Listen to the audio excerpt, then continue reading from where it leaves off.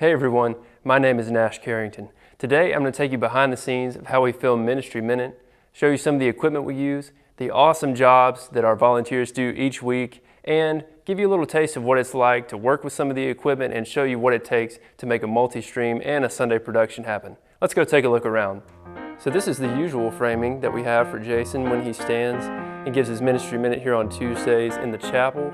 But what you may not see or know is to the left or right of him are these lights, and we'll flash an image here in just a second that shows you these in action. They are a great tool and they really help us out when we need them.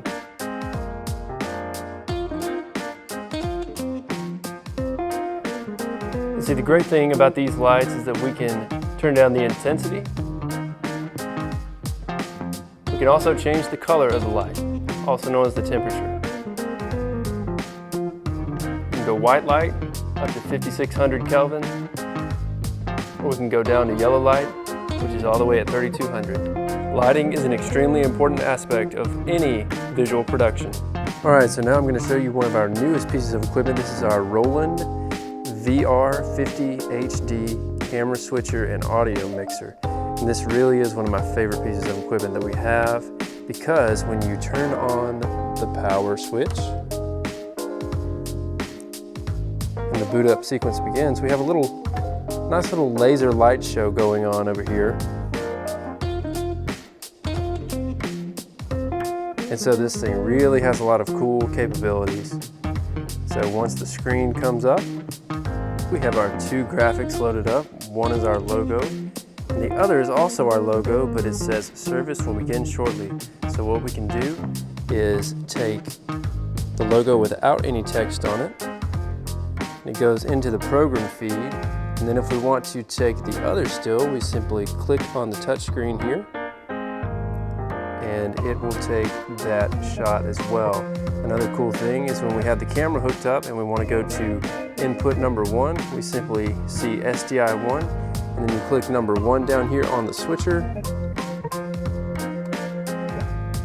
and then it will take that shot.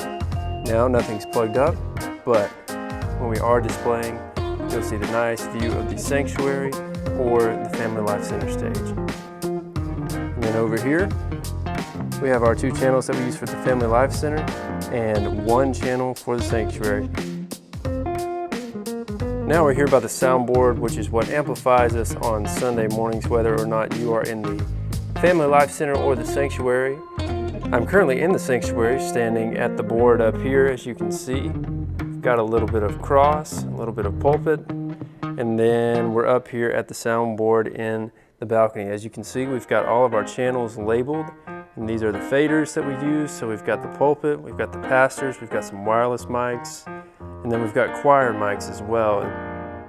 Just to reiterate, anytime we want to have audio coming out of the main speakers, we need to make sure the channels are unmuted. So for instance, if we want to hear Jason and Stefan, we would simply unmute channel number 2 and unmute channel number 3. To mute their headset microphones, you would simply hit channel number 2 mute again and channel number 3 mute one more time. Now they are muted. Now we will make our way over to the subgroups, and each subgroup controls a different aspect of the soundboard. Subgroup number 1 controls the overall output signal from the board to the radio station. Number 2 is the under balcony speakers. Number 3 is the hearing assist, and number 4 is the fellowship hall. The overall volume is controlled by this main fader over here. So the next step in the process, what we have to do is send our audio and video signal to a streaming software in order to broadcast over the air. So what we'll do is go down here to OBS, which is Open Broadcaster Software, and it's going to open up, and currently there's nothing on the screen because we have no inputs hooked up to it, but we have RV and RA, which is Roland Video and Roland Audio, and then we'll simply go to our streaming service, which is Restream. We're currently logged in, and we are on YouTube and Facebook.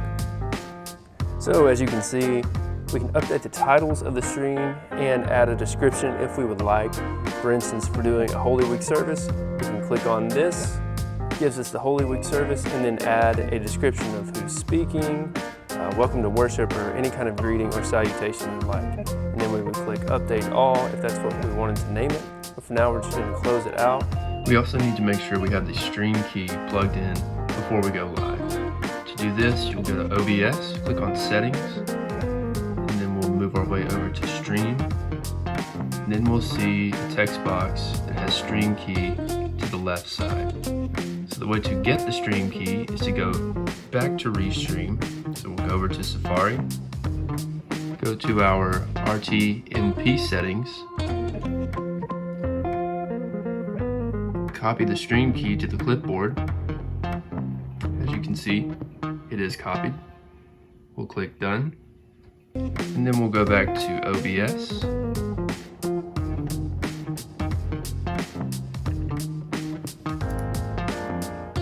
We will Command V. We have our stream key. Click OK. And we're ready to stream. But once we're ready to stream, all we do is go back to OBS, click Start Streaming, and we're rolling on Facebook and YouTube.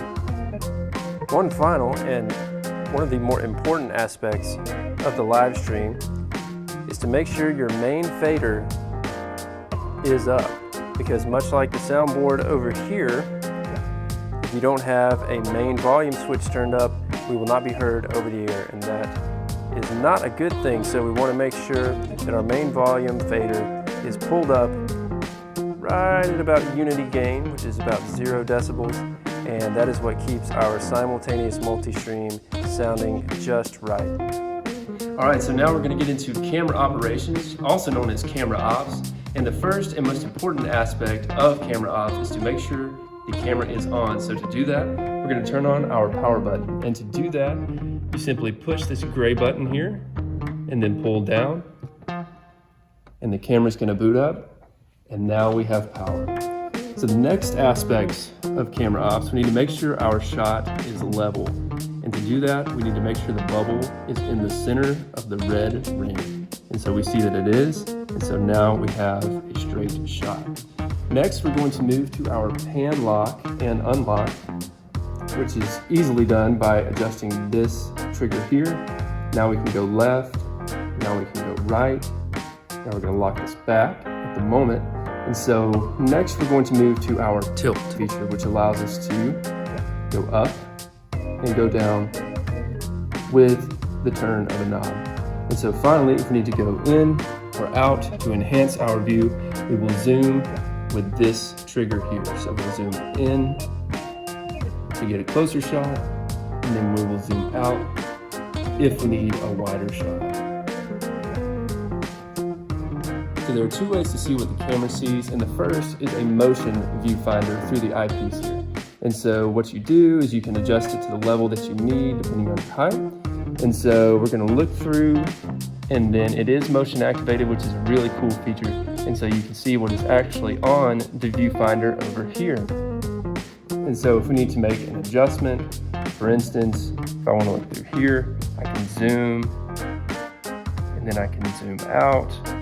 And I can also see it in this viewfinder as well through this square screen. So again, we can zoom, we can pan, we can tilt, we can have 360-degree motion when each of these triggers are unlocked. And to get it back to resting position, we simply lock the triggers back,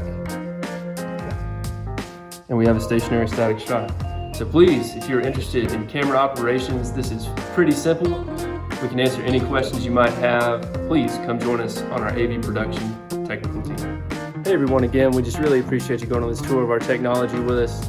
There's a lot of cool equipment that we work with. We work with a lot of cool gadgets, gears, and toys, and I'm sure you'd enjoy working with it too. And if you feel interested, if you feel like you're led to participate and help us in any way, please don't hesitate to give us a call, get in touch with me, get in touch with Jim. We would love to have you. We'd love to teach you and have you as a part of our AV team and our production team. Have a great one.